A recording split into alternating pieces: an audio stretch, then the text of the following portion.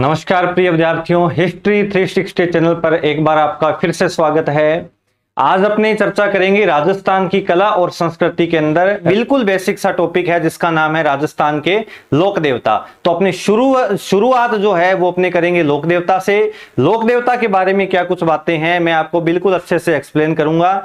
लोक देवता को स्टार्ट करने से पहले मैं आपको कुछ थोड़ी सी बातें हैं जो आर्ट एंड कल्चर के बारे में उसके ऊपर चर्चा है आपसे करना चाहता हूं।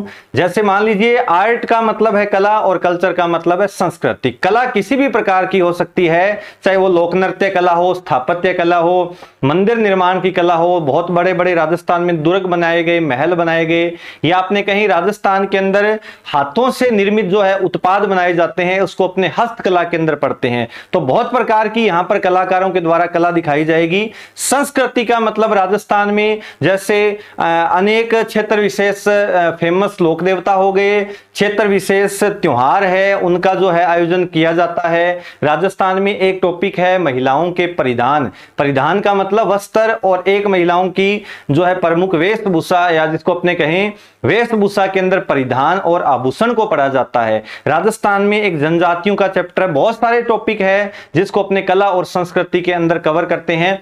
आज अपने बेसिक से टॉपिक से शुरू करेंगे बिल्कुल, जिसका नाम है राजस्थान के लोक देवता। आइए सबसे पहले जानते हैं भी लोक देवता का मतलब क्या होता है। देखिएगा, लगभग 10वीं और 11वीं शताब्दी के आसपास कुछ ऐसे महान पुरुष हुए थे जिन्होंने आध्यात्मिक और नैतिक कार्य किए, और आध्यात्मिक और नैतिक कार्य जब उन्होंने किए तो लोगों ने उनको दर्जा दे दिया देवता का, और वो कहलाए राजस्थान के लोक देवता। लेकिन राजस्थान में 5 ऐसे लोक देवता है जिनकी मान्यता हिंदू के साथ साथ मुस्लिम धर्म के अंदर है, और हिंदू और मुस्लिम धर्म में जिस देवता की मान्यता होगी उसको अपने लोक देवता के साथ साथ दर्जा देंगे पीर का। और ऐसे राजस्थान के अंदर जो पीर है, ऐसे देवता है जिनकी मान्यता हिंदू और मुस्लिम धर्म में है, उनकी संख्या है टोटल 5। तो आइए जानते हैं सबसे पहले उनको अपने पीर का, यानी कि अपने कहें 5 पीर का, पंज पीर का दर्जा देते हैं। पंज पीर में सबसे पहला नाम आता है गोगा जी का। राजस्थान में गोगा जी चौहान हुए थे। गोगा जी चौहान ऐसे देवता थे जिनकी मान्यता हिंदू धर्म के साथ साथ मुस्लिम धर्म में भी है। गोगा जी के बाद में दूसरा नाम आपके सामने लिखा हुआ है रामदेव जी। रामदेव जी के बाद में तीसरे देवता का नाम यहां पर है पाबू जी। पाबू जी के बाद में चौथे देवता का नाम है हरबू जी, और अंतिम लोक देवता का नाम यहां पर आपके सामने है मेहाजी मांगलिया। ये राजस्थान में ऐसे लोक देवता हैं जिनको अपने पीर का दर्जा देते हैं। 5 पीर राजस्थान में, पंज पीर बड़े फेमस हुए थे। आज के बाद आप ये समझिएगा कि जिस देवता की मान्यता हिंदू धर्म के साथ साथ मुस्लिम धर्म में हो उस देवता को अपने किसका दर्जा देते हैं? पीर का। तो राजस्थान के लोक देवता में बहुत सारे देवता पड़ेंगे। वीर तेजा जी है, देवनारायण जी है, कल्ला जी है, वीर फत्ता जी है, मल्लीनाथ जी है, तल्लीनाथ जी है, हरिराम जी है, पंदराज जी है। लेकिन इन देवताओं से पहले अपने जो कंप्लीट करेंगे वो करेंगे राजस्थान के अंदर कुल 5 पीर के बारे में। तो सबसे पहले पीर का नाम यहां पर आपके सामने लिखा हुआ है गोगा जी। तो आइए आज अपने चर्चा करेंगे। सबसे पहला नाम आता है गोगा जी चौहान का। बिल्कुल आसान सी इनके बारे में जो है वो जानकारी अपने को मिलती है। गोगा जी चौहान है, वो चौहान वंश में इनका जन्म हुआ था, और जो जन्म स्थल इनका माना गया वो माना गया ददरेवा के अंदर। एक बड़ा फेमस स्थान है चूरू के अंदर, उस स्थान का नाम है ददरेवा। ददरेवा चूरू में चौहान परिवार में गोगा जी का जन्म हो गया। पिता का नाम था जेवर सिंह, माता का नाम है बाछलदे, और मोस्ट इंपॉर्टेंट नाम यहां पर आता है केलमदे का। केलमदे जोधपुर में कोलूमंड की राजकुमारी थी, और कहते हैं भी जब गोगा जी का इतिहास प्रसिद्ध हुआ तो वो केलमदे के नाम से ही प्रसिद्ध हुआ था। कैसे फेमस हुआ? कहते हैं भी गोगा जी पहली बार जब केलमदे को ससुराल से लेकर आ रहे थे अपने गांव, यानी कि कोलूमंड जोधपुर से अपने गांव जब लेकर आ रहे थे तो रास्ते में केलमदे को एक सांप ने डस दिया, और सांप के डसने से केलमदे की क्या हो जाती है? मृत्यु। केलमदे की सांप डसने से मृत्यु हो गई तो गोगा जी को बहुत गुस्सा आया। गोगा जी ने कहते हैं अपने गुरु गोरखनाथ की तपस्या से एक हवन कुंड का निर्माण किया, और इस हवन कुंड में देखते ही देखते हजारों सांपों की क्या हो जाती है? मृत्यु। अब हजारों सांपों की मृत्यु हो गई, और ये जो है सांपों की मृत्यु देखने के बाद में कहते हैं भी सर्प देवता प्रकट हुए। सर्प देवता ने गोगा जी से पूछा भी आपने इतने सांपों की हत्या क्यों कर दी? तो गोगा जी ने कहा भी सांप ने मेरी पत्नी को डसा जिसका नाम था केलमदे, और सांप के डसने से यानी कि सांप के जहर से किसकी मृत्यु हो गई? केलमदे की। तो अब जो सांपों के देवता है उन्होंने सबसे पहले तो केलमदे को जिंदा कर दिया। केलमदे को जिंदा करने के बाद में गोगा जी को आशीर्वाद दिया सांपों के देवता का। तो ध्यान में रखिएगा, राजस्थान में सांपों के जो प्रसिद्ध देवता है वो यहां पर सबसे पहले कौन माने जाते हैं? गोगा जी चौहान। कई बार सांपों के देवता के अंदर नाम जुड़ता है वीर तेजा जी का। तेजा जी को सांपों के देवता क्यों बोला गया, इसके बारे में क्या फैक्ट है तो ध्यान में रखिएगा। अगर व्यक्ति को सांप ने काट दिया और व्यक्ति को सांप ने काटने के बाद में जिस स्थान से सांप ने काटा है उस स्थान से रक्त को चूसकर जहर अलग करने का सबसे पहला जो प्रयोग है वो किस लोक देवता ने किया था? तेजा जी ने। तो तेजा जी भी सांपों के देवता के रूप में पूजे जाएंगे। तेजा जी के बाद में हरिराम जी का भी नाम आएगा। हरिराम जी के बाद में गोगा जी के पुत्र का नाम आएगा जिसका नाम था केसरिया कुंवर। तो ये सारे के सारे सांपों के देवता माने जाएंगे। लेकिन मोस्ट इंपॉर्टेंट बात याद करने वाली ये है कि इन सभी में जो प्राथमिक नाम या आपने कहें प्राथमिकता रहती है सांपों के देवता के रूप में, उस देवता का नाम आता है गोगा जी चौहान। तो ध्यान में रखिएगा, जितने भी ऑप्शन में आए और प्रश्न पूछ लिया जाए भी राजस्थान में सांपों के देवता कौन है, तो आपको सबसे पहले नाम जो सर्च करना है वो नाम यहां पर है गोगा जी चौहान। गोगा जी चौहान सांपों के देवता कहलाए। दूसरा नाम है इनका जाहर पीर। गुरु का नाम भी आप अच्छे से याद रखिएगा, गुरु का नाम आता है गोरखनाथ। गोरखनाथ कई जगह आएगा, आपको बताया था। एक गोरखनाथ आएगा राजस्थान के अंदर संत संप्रदाय के चैप्टर में, चाहे वो जसनाथ जी का हो, चाहे मत्स्येंद्रनाथ नाथ मुनि हो, चाहे जाम्बो जी हो, इन सभी के आगे गुरु का नाम आपको क्या देखने को मिलेगा? गोरखनाथ। तो गोरखनाथ की भी एक प्रक्रिया होती है, उस प्रक्रिया को अपनाने वाला जो है अपने कहें उस संत का नाम या उस देवता का नाम किससे जुड़ जाएगा? गोरखनाथ से। गोगा जी के गुरु का नाम भी यहां पर क्या मिलता है? गोरखनाथ। अब क्या होता है, कहते हैं भी गोगा जी के चचेरे भाई थे जिसका नाम था अर्जन और सर्जन। अर्जन और सर्जन गोगा जी के चचेरे भाई थे, और अर्जन और सर्जन ने द्वेष भावना से गोगा जी की जो गायें हैं वह सौंप दी महमूद गजनवी को। महमूद गजनवी को सौंप दी। अब कहते हैं कि गायों को लेकर जो है युद्ध होता है महमूद गजनवी वर्सेज गोगा जी के मध्य। महमूद गजनवी वर्सेज गोगा जी के जो मध्य युद्ध है वह होता है सतलज नदी के तट पर। बहुत बार एग्जाम में प्रश्न पूछा गया है कि गोगा जी और महमूद गजनवी के मध्य युद्ध किस नदी के तट पर हुआ, तो उस नदी का नाम है सतलज। सतलज नदी के तट पर जब युद्ध हुआ तो कहते हैं इस युद्ध के अंदर गोगा जी के पास केवल और केवल है वो 47 सैनिक से। कितने सैनिक थे? गोगा जी के पास केवल और केवल 47 सैनिक थे, और लाखों की संख्या है वो यहां पर किसके पास में थी? महमूद गजनवी के पास में। अब लाखों की सेना महमूद गजनवी के पास में है, इसका मतलब सीधा सा आपने ये कह सकते हैं युद्ध में विजय कौन होगा? युद्ध में विजय होंगे यहां पर महमूद गजनवी। लेकिन कहते हैं महमूद गजनवी इस युद्ध को बड़ी मुश्किल से जीत पाया था। महमूद गजनवी ने कहते हैं महमूद गजनवी ने जब इस युद्ध को लड़ा तो इस युद्ध के अंदर गोगा जी के जो 47 के 47 सैनिक है वो किसका रूप धारण कर लेते हैं? गोगा जी का। 47 के 47 रूप धारण कर लिए, और 47 के 47 जो गोगा जी है वो यहां पर किसको दिखाई देते हैं? वो दिखाई देते हैं महमूद गजनवी को। और महमूद गजनवी कहते हैं बड़ा ही अचंभित होता है इस बात को देखकर, क्योंकि महमूद गजनवी के सामने साक्षात 47 क्या खड़े थे? गोगा जी। और गोगा जी को इन्होंने एक उपाधि ये दी। गोगा जी को महमूद गजनवी ने कहा भी आप तो साक्षात क्या हो? जाहर पीर। तो ध्यान में रखिएगा, जाहर पीर है वो किस लोक देवता को बोला गया? तो जाहर पीर जो नाम है वो यहां पर लिया गया गोगा जी के लिए। लेकिन एग्जाम में प्रश्न ये भी नहीं पूछा गया, एग्जाम में प्रश्न ये भी पूछा जा चुका है कि इस गोगा जी और महमूद गजनवी के युद्ध में गोगा जी को जाहर पीर की उपाधि किसने प्रदान की? तो यहां पर आंसर बनेगा महमूद गजनवी। या आपने ये कह सकते हैं कि गोगा जी को जाहर पीर कहने वाला या जाहर पीर की उपाधि प्रदान करने वाला शासक कौन था? महमूद गजनवी। अब आप दो नाम है वो ध्यान में रखिएगा, सांपों के देवता और जाहर पीर है वो किस लोक देवता को बोला गया? तो यहां पर देवता का नाम आएगा गोगा जी। जाहर पीर में और रामसा पीर में बड़ा फर्क है। रामसा पीर शब्द आए, पीरों का पीर आए, तो यह नाम लिया गया रामदेव जी के लिए। लेकिन जाहर पीर जिसका शाब्दिक अर्थ है जिंदा पीर, और यह नाम किसके लिए लिया जाता है, तो जाहर पीर कहा जाता है गोगा जी को। और रामसा पीर और पीरों का पीर आए तो यहां पर नाम लिया जाएगा रामदेव जी के लिए। अब क्या होता है इस युद्ध के अंदर, कहते हैं भी इस युद्ध के अंदर गोगा जी का जो शीश है वो गिरता है ददरेवा के अंदर। ध्यान से सुनिएगा, गोगा जी का जो शीश है वो गिरा ददरेवा के अंदर। अब जब ददरेवा में शीर्ष गिरा तो यहां से इस मेढ़ी का नाम रख दिया शीर्ष मेढ़ी। अब ध्यान देने वाली बात यह है कि राजस्थान में शीर्ष मेढ़ी है वो किसको बोला जाता है, ददरेवा को, क्योंकि इस युद्ध के अंदर गोगा जी का शीश कटकर कहां पर गिरा था, ददरेवा में। तो ददरेवा को अपने बोलते हैं शीर्ष मेढ़ी। लेकिन कहते हैं कि शीश के नीचे वाला हिस्सा या आपने कहीं कपांद जो है, कपांद है या अपने कहें जो धड़ है वो गिरी थी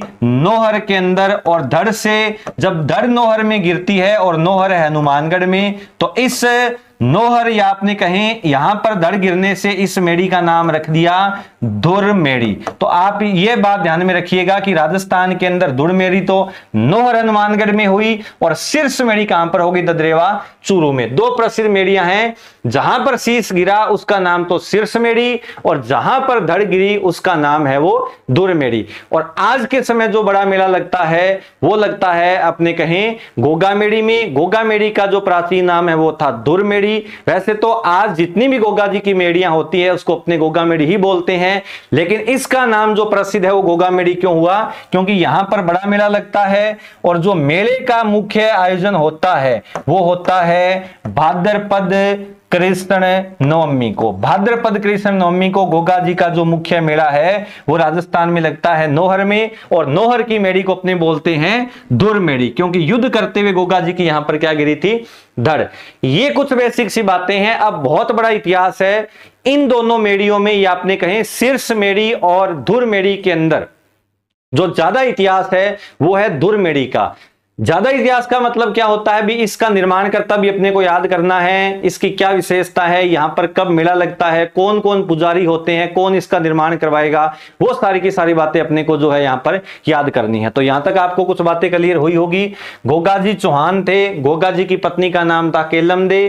केलमदे के जाने के बाद में आपने कहें केलमदे की जब मृत्यु हुई तो आशीर्वाद दिया गया सांपों के देवता का। अब कहते हैं इस गोगा जी चौहान का युद्ध है वो होता है महमूद गजनवी के साथ में। महमूद गजनवी के साथ युद्ध क्यों होता है, गायों को लेकर। ये युद्ध किस नदी के तट पर लड़ा गया, उस नदी का नाम है सतलज। इसमें 47 के 47 जो सैनिक है उन्होंने किसका रूप धारण किया, गोगा जी का। और गोगा जी को महमूद गजनवी के द्वारा जो उपाधि दी गई उसका नाम है जाहर पीर। जाहर पीर का मतलब जिंदा पीर है, और जाहर पीर किसको बोला गया, गोगा जी को। गोगा जी का शीश गिरा ददरेवा में, धड़ गिरी नोहर के अंदर। तो जहां पर धड़ गिरी उसका नाम धुर मेढ़ी और जहां पर शीश गिरा उसका नाम है शीर्ष मेढ़ी। बहुत सारी बातें अपने और पढ़ेंगे गोगा जी के बारे में। अब सुनिएगा कुछ और बातों के बारे में। इस गोगा मेढ़ी या आपने कहें धुर मेढ़ी का जो भी इतिहास है वो आपके सामने है।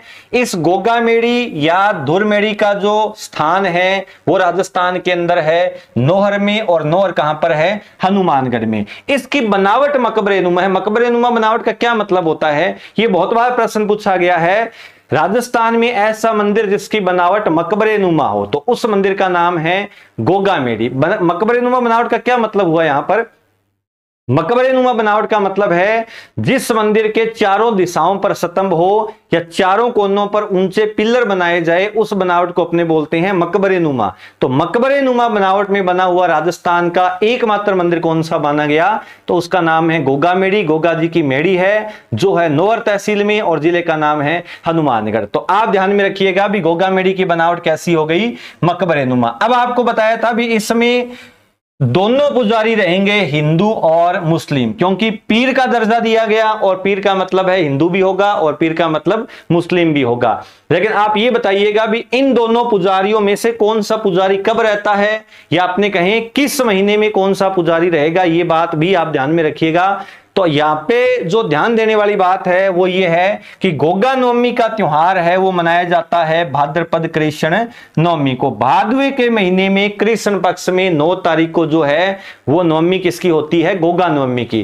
गोगा जी का धार्मिक मेला यहां पर लगेगा और इस धार्मिक मेले के अवसर पर या आपने कहें केवल और केवल भाद्रपद के महीने में, भाद्रपद के महीने में तो पुजारी होता है जिसका नाम है हिंदू पुजारी, या आपने कहें हिंदू पुजारी जो है वो गोगा मेड़ी पर कौन से महीने के अंदर रहता है? भाद्रपद महीने में। अन्य जो 11 माह है यानी कि भाद्रपद को छोड़कर अन्य 11 महीनों में यहां पर जो पुजारी होता है वो होता है मुस्लिम। बड़ा इंपॉर्टेंट प्रश्न बनता है कि गोगा मेड़ी में जो मुस्लिम पुजारी होता है उसको क्या बोला जाता है? बड़ा इंपॉर्टेंट प्रश्न बनेगा कभी ना कभी। जो गोगा मेड़ी में मुस्लिम पुजारी होगा उसको यहां पर बोला जाएगा सायल। या प्रश्न आए कि गोगा मेड़ी नौर हनुमानगढ़ में 11 महीनों में उपस्थित रहने वाला मुस्लिम पुजारी क्या कहलाता है? तो उसका नाम है सायल। केवल और केवल 1 महीने में हिंदू पुजारी रहेगा, उस महीने का नाम है भाद्रपद, क्योंकि भाद्रपद कृष्ण नवमी को होती है गोगा नवमी। अब सुनिएगा, एक पशु मेला आता है जिसका नाम है गोगा मेड़ी पशु मेला। क्या विशेष बात है इस गोगा मेड़ी पशु मेले के बारे में? गोगा मेड़ी जो पशु मेला है उसकी एक बात तो आपको ये याद करनी है, राजस्थान में जब भी पशु मेलों से प्रश्न आता है, राजस्थान में बहुत सारे पशु मेले हैं। जसवंत सागर है, मल्लीनाथ जी का है, रामदेव पशु मेला है, बजरंग पशु मेला है, वीर तेजा जी पशु मेला है। लेकिन इन सभी मेलों को आप एक बार साइड में रखिएगा। जब भी प्रश्न बनेगा 99% प्रश्न ये बनेगा, या तो राजस्थान का सबसे पुराना पशु मेला पूछा जाएगा, या राजस्थान का सर्वाधिक दिन चलने वाला पशु मेला आएगा, या आएगा राजस्थान का सबसे बड़ा पशु मेला। तो इन 3 मेलों को आप पहले याद कीजिएगा। अगर प्रश्न आए भी राजस्थान का सर्वाधिक दिन चलने वाला, या आपने कहीं राजस्थान का सबसे लंबा पशु मेला कौन से लोक देवता का है, तो उस लोक देवता का नाम है गोगा जी। और गोगा जी का जो पशु मेला है वो राजस्थान में लगता है गोगा मेड़ी, और गोगा मेड़ी है नौहर में, और नौहर कहां पर है? हनुमानगढ़ के अंदर। इसकी क्या विशेषता है? एक तो राजस्थान का सर्वाधिक दिन, या आपने कहें सबसे लंबा पशु मेला, राजस्थान का सबसे लंबा पशु मेला कौन से लोक देवता का माना गया? तो उस लोक देवता का नाम है गोगा जी। सबसे लंबा का मतलब ये बहुत दिन तक चलेगा, सर्वाधिक दिन तक चलता है, और इसकी कोई फिक्स तारीख नहीं होती। जब भी पशु मेले अपने पढ़ेंगे उसकी बिल्कुल कोई एग्जैक्ट तारीख कभी नहीं याद रखनी होती। जब पशु मेले हैं, पशु मेलों का आयोजन स्टार्ट हो जाएगा, यानी कि जो व्यापारी वगैरह है वो पशु लेकर आने लग जाएंगे तो पशु मेला आरंभ हो जाएगा। जब वो चले जाएंगे तो समापन हो जाएगा। लेकिन थोड़ा सा आइडिया याद, अपने कहीं आइडिया रखना होता है तारीख का। जैसे किसी महीने का पक्ष, चाहे कृष्ण हो चाहे शुक्ल हो, ये जो पशु मेला है ये राजस्थान में आयोजित होता है श्रावण के शुक्ल पक्ष से। श्रावण का शुक्ल पक्ष, या आपने कहें श्रावण के 15 दिन बीत जाने के बाद में ये पशु मेला लगभग है वो स्टार्ट होने लग जाता है, और ये लगभग पूरे के पूरे भाद्रपद के महीने में चलता है। तो अपने एक आइडिया कहते हैं भी लगभग इस पशु मेले के अंदर जो दिनों की संख्या है वो होती है 45। 1.5 महीने तक ये पशु मेला चलेगा। तो राजस्थान का सर्वाधिक दिन चलने वाला जो पशु मेला है वो है गोगा मेड़ी। गोगा मेड़ी है नौहर, और नौहर कहां पर है? हनुमानगढ़। एक बात और ध्यान में रखिएगा, ये जो पशु मेला है ये गाय की 2 नस्लों के लिए है। एक तो नस्ल का नाम है हरियाणवी, हरियाणवी के बाद में दूसरी गाय की नस्ल है जिसका नाम है राठी। हरियाणवी और राठी गाय की नस्ल के लिए राजस्थान का सबसे प्रसिद्ध पशु मेला है जिसका नाम है गोगा मेड़ी पशु मेला, और इसका आयोजन जो है वो श्रावण के शुक्ल पक्ष से, और इसकी जो समाप्ति है वो होती है भाद्रपद माह के लास्ट में। अब सबसे प्राचीन पशु मेला आपको, सबसे लंबा पशु मेला आपको याद हुआ होगा गोगा मेड़ी है। 2 बातें इसके साथ में और याद करनी है। सबसे बड़ा पशु मेला कभी आपसे पूछा जाए तो ध्यान में रखिएगा, वर्तमान में राजस्थान का सबसे बड़ा पशु मेला, या आपने कहें क्रय विक्रय के हिसाब से, या आर्थिक रूप से, या आपने कहें पशुओं के लेन देन के हिसाब से सबसे बड़ा पशु मेला वीर तेजा जी पशु मेला परबतसर नागौर नहीं है। अब नहीं है, क्यों नहीं है? ध्यान से सुनिएगा इस बात को। आज भी लगभग जितनी भी किताबें हैं उसमें आपको यह लिखा हुआ मिलेगा कि राजस्थान का सबसे बड़ा पशु मेला वीर तेजाजी है। आज के समय वीर तेजाजी सबसे बड़ा पशु मेला नहीं है। इसके बाद के पीछे क्या तर्क है? एक 2018-19 के पास में 2018 और 19 के आसपास एक अधिनियम बना था। उस अधिनियम का नाम था गो संवर्धन अधिनियम। गो संवर्धन अधिनियम का यह मतलब था कि राज्य के अंदर 2 वर्ष से कम आयु के बछड़े और बछड़े का आप राज्य से बाहर क्रय विक्रय नहीं कर सकते। इसके ऊपर प्रतिबंध लगा दिया।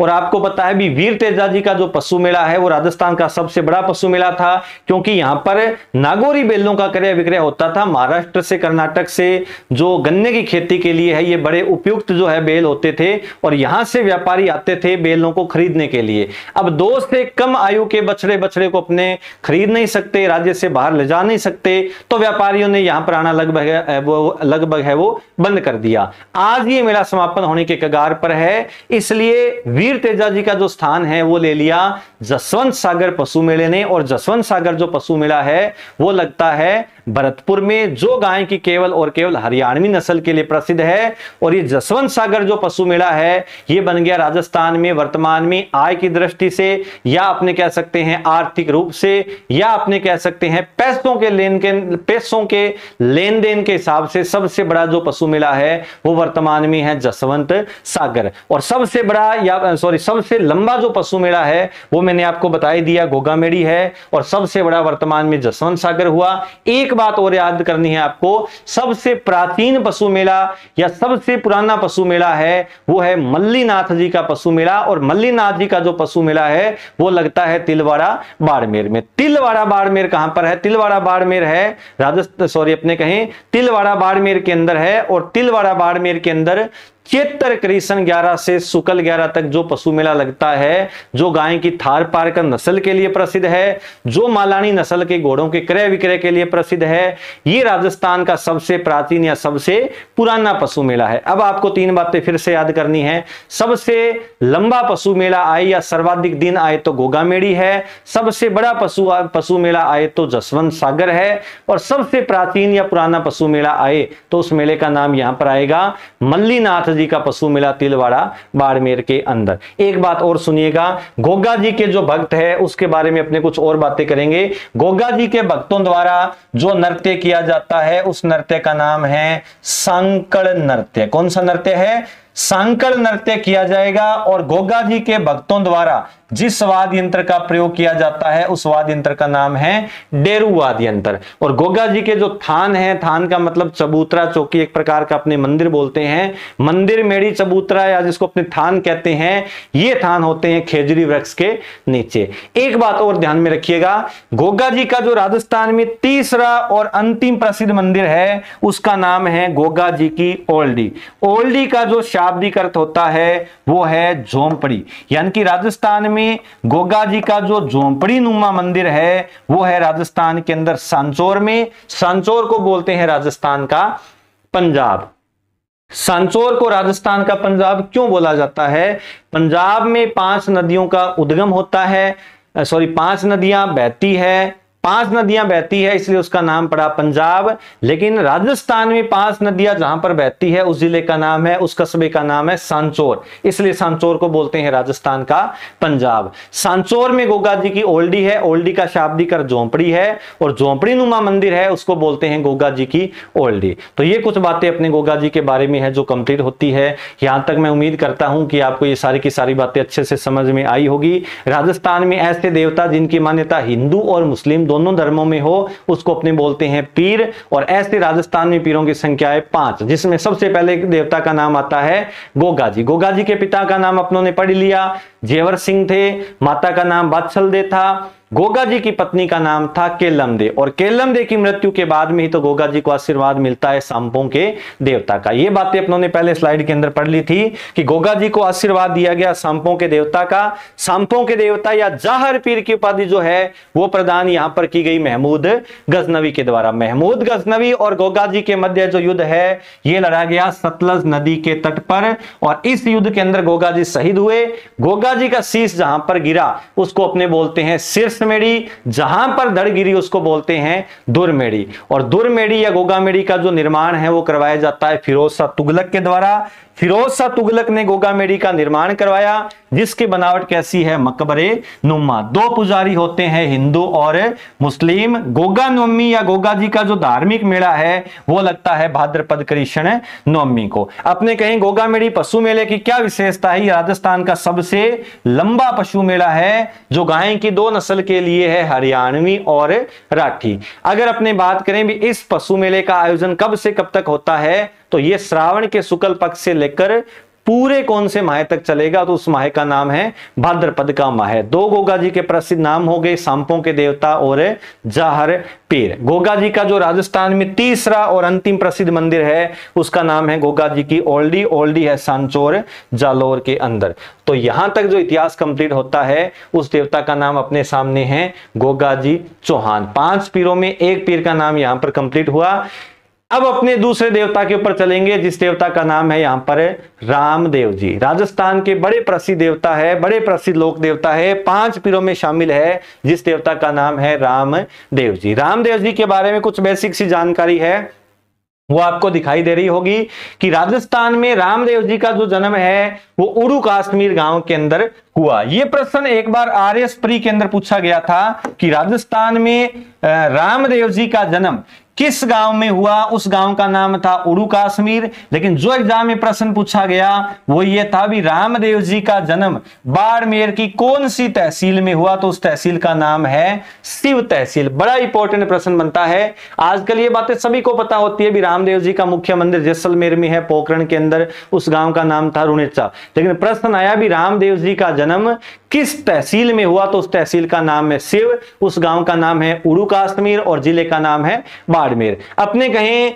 रामदेव जी के पिता का नाम था अजमल, तंवर वंशीय थे। रामदेव जी भी तंवर वंशीय राजपूत है। माता का नाम मेणांदे है, गुरु का नाम बालीनाथ है। ये बड़ा इंपॉर्टेंट प्रश्न बनता है। गोगा जी के गुरु का नाम आए तो गोरखनाथ, रामदेव जी के गुरु का नाम आए तो बालीनाथ। अब इस बात में बड़ा सस्पेंस रहता है, बहुत सारी किताबों में आपको यह मिलेगा कि रामदेव जी के गुरु रामदेव जी विष्णु के अवतार थे, कई कहते हैं रामदेव जी कृष्ण का अवतार थे।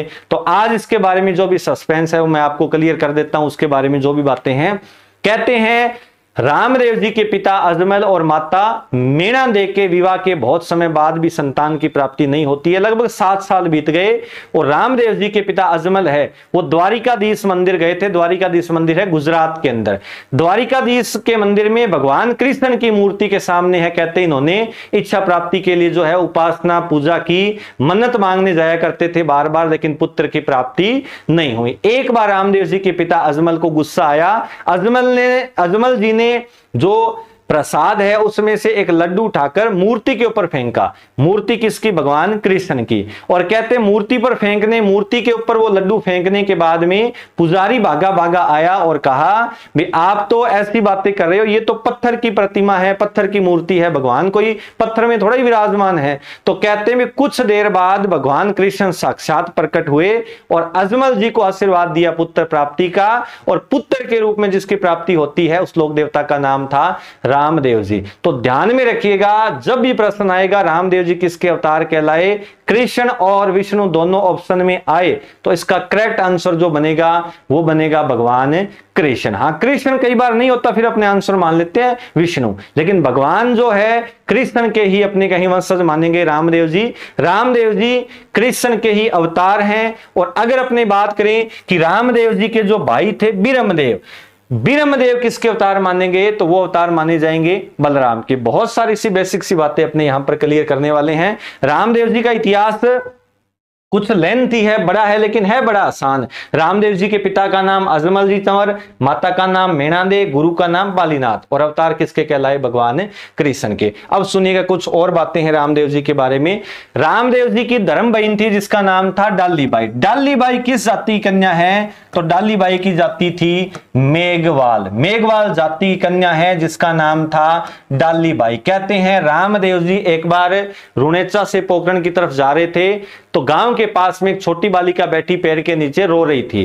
रामदेव जी ने पूछा भी क्या बात हुई, आप रो क्यों रहे हो। उस बालिका को उठाया और गले लगाया और बालिका ने कहा भी इस गांव में छुआछूत को लेकर बहुत बड़ा जो है यहाँ पर भेदभाव है, ऊंच नीच का बहुत बड़ा भेदभाव करते हैं लोग एक दूसरे से। तो कहते हैं भी रामदेव जी ने इस डाली बाई को, इस कन्या को अपनी धर्म बहन बना लिया और पेड़ की डाली के नीचे बैठी थी, इसलिए इस बाई का नाम रख दिया डाली बाई। तो प्रश्न आए, डाली बाई किसकी धर्म बहन है? रामदेव जी की। डाली बाई किस जाति की कन्या थी? तो जाति है उनकी मेघवाल। डाली बाई ने रामदेव जी से एक दिन पहले समाधि ली थी और डाली बाई की जो समाधि की जो तारीख है वो है भाद्रपद शुक्ल दशमी। प्रश्न आए, डाली बाई ने समाधि कौन सी तारीख को ली? तो डाली बाई ने समाधि ली थी भाद्रपद शुक्ल दशमी को। डाली बाई के बाद में रामदेव जी ने कौन सा पंथ चलाया था? तो रामदेव जी का पंथ है कामड़िया।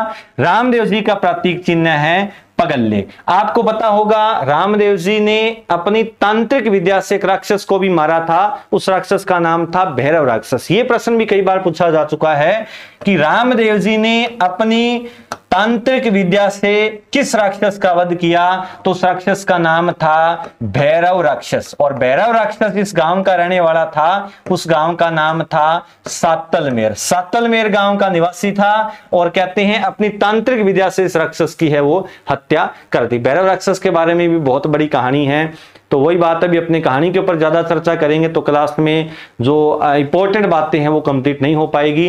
तो प्रश्न तो यही था, प्रश्न तो केवल यही आएगा कि रामदेव जी ने अपनी तांत्रिक विद्या से किस राक्षस को मारा था? तो उस राक्षस का नाम है भैरव राक्षस। आप ये बात ध्यान में रखिएगा, रामदेव जी जो है, रामदेव जी ने एक पंथ चलाया था जिसका नाम था कामड़िया, और कामड़ जाति के द्वारा या कामड़ जाति की महिलाओं द्वारा रामदेव जी की आराधना में एक नृत्य किया जाता है। उस नृत्य का नाम है 13 ताली नृत्य। यह बड़ा इंपॉर्टेंट नृत्य है। इस 13 ताली नृत्य का मतलब है इस नृत्य में कितने मंजीरों का प्रयोग किया गया? तो मंजीरों की संख्या है 13 मंजीरों का प्रयोग होगा, इसलिए इस नृत्य का नाम रख दिया 13 ताली नृत्य। और इस नृत्य की उत्पत्ति जो है, प्रसिद्धि जो है वो मानी जाती है पादरला गांव से। पादरला गांव से प्रसिद्ध हो गया और कहते हैं भी 13 मंजीरे बांधे जाएंगे और 13 मंजीरे बांधकर सबसे जो है अपने कहें प्रसिद्ध जो नृत्य है वो किया गया था